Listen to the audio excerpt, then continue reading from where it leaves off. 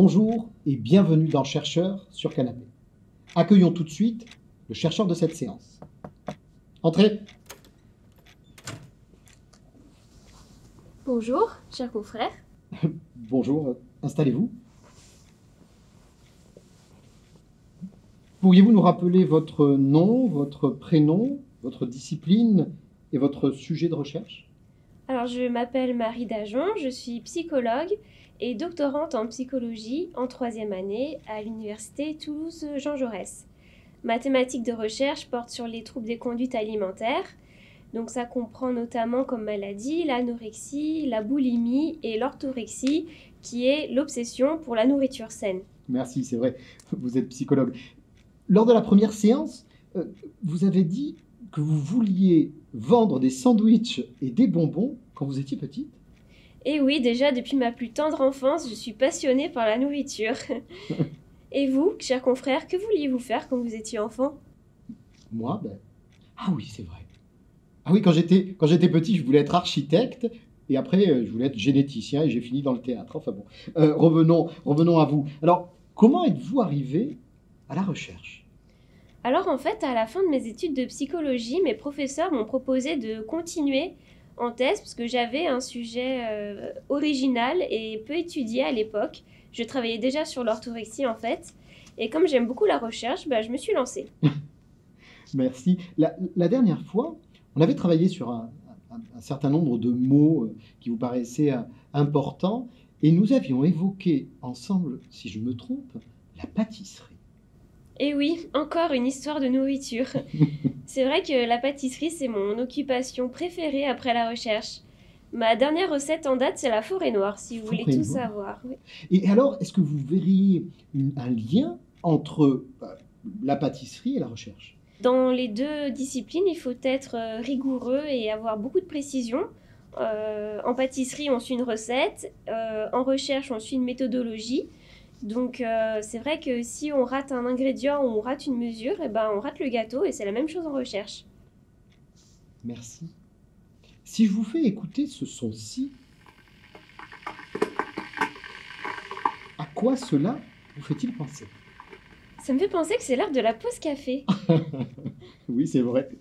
Vous avez souvent parlé lors de nos séances de votre fascination pour un duo qui est Harley Quinn et le Joker. Oui, c'est vrai que leur histoire d'amour me fascine beaucoup. Vous saviez que Harley Quinn était en fait la psychologue du Joker lorsqu'il était enfermé à l'asile? Non, pas du tout. Et en fait, au fil de leur séance, elle est tombée amoureuse de lui. Ensuite, il l'a entraînée dans sa cavale et dans sa vie de criminel. C'est fascinant. Permettez-moi. Que vous suggère cette image?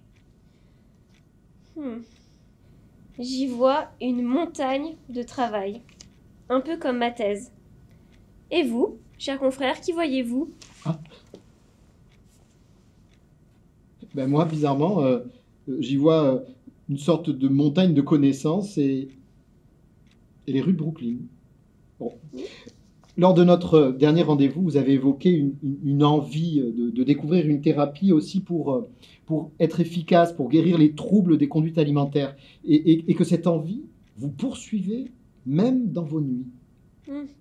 C'est vrai, c'est un peu le but ultime de ma thèse, et c'est un peu normal que je rêve la nuit, vous croyez pas? Oui.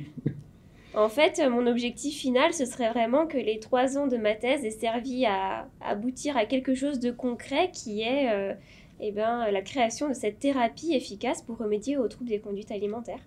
Est-ce que vous pourriez me retranscrire ce rêve? À l'heure où nos lasagnes sont garnies de viande de cheval, les vaches deviennent folles de manger leurs congénères, les fruits se voilent de pesticides, les huîtres refilent la gastro, et du caca parfume la tarte au chocolat, autant de scandales alimentaires qui ont marqué notre temps. Nous vivons aujourd'hui dans un monde où la peur et les craintes concernant notre alimentation ne sont plus de simples alarmes qui nous protègent. Comment ne pas se sentir perdu et angoissé dans ce monde qui rend de plus en plus les individus orthorexiques?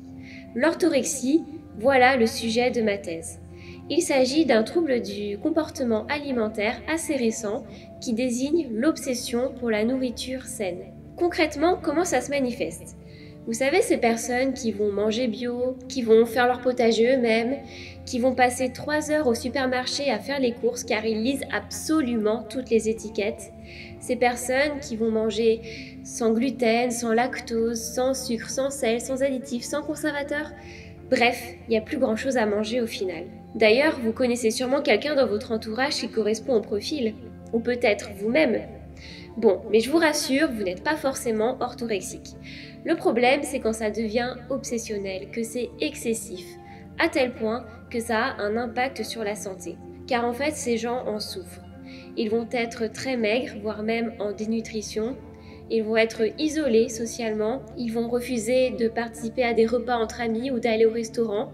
Tout ça dans le but de contrôler leur alimentation et de surtout ne rien manger qui puisse être mauvais pour leur corps ou pour leur santé. Alors moi, mon travail de recherche, c'est de démontrer que l'orthorexie est un vrai trouble et peut-être une réelle souffrance pour certains. Pour cela, j'ai créé un questionnaire pour dépister l'orthorexie. Il n'y en avait pas encore en français. Et j'ai fait passer ce questionnaire à plus de 700 personnes sur les réseaux sociaux pour le valider. 12 questions qui permettent de dépister les individus orthorexiques. Simple, basique. Ensuite, mon deuxième objectif, c'est d'aider les personnes qui en souffrent à aller mieux. Pour cela, j'ai créé une thérapie brève qui prend la forme d'ateliers, en groupe. Vous voyez les groupes des alcooliques anonymes ? Eh bien, je fais la même chose, mais avec des patients qui ont des troubles des conduites alimentaires.